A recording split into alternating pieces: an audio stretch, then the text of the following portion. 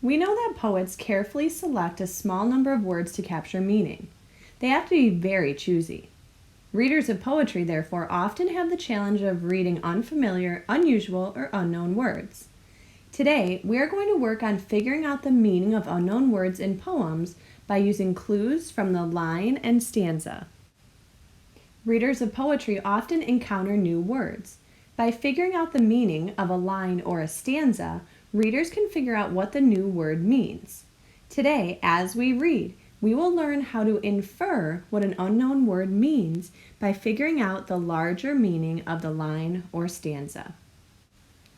Watch me as I read Bottle Frog by Jane Yolen and use the meaning of the line or stanza to figure out the meanings of unknown words. Here's the picture that goes along with my poem. Notice you see the frog on top of the bottle, and then do you see the frog's reflection in the water? Those will all be important as we read. Bottle Frog.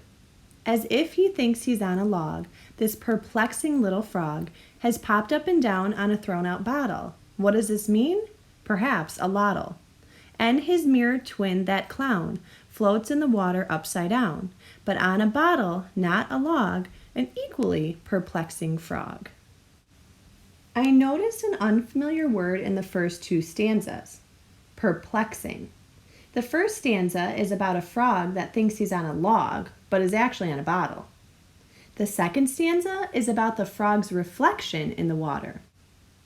The reflected frog is also floating on a bottle upside down, which makes it an equally perplexing little frog. The stanza even calls the frog a clown.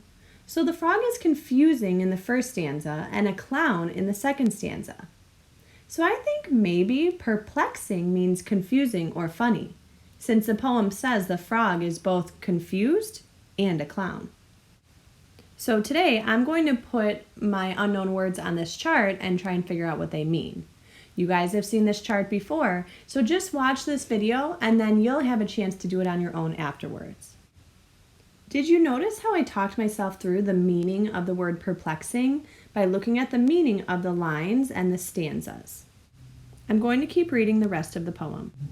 You see, a log breaks down at last, while a bottle holds on fast to its shape down through the years. As for that log, it disappears. A for effort, F for skill. Make of these frogs what you will. Silly frogs, both on parade, on bottles that just won't degrade. A new word I noticed this time was degrade in the last stanza. The third stanza is about how logs break down and disappear, but how bottles don't. In the last stanza, Jane Yolen says that bottles just won't degrade. So I'm going to add those clues to my chart. A log breaks down, but a bottle doesn't. A bottle holds on to its shape. So I think degrade means to break down or to disappear. So I'm going to add that to my chart in the last column. So did you notice how I used the words I did recognize to determine what degrade means? These are helpful clues that will help me figure out the meaning of unknown words.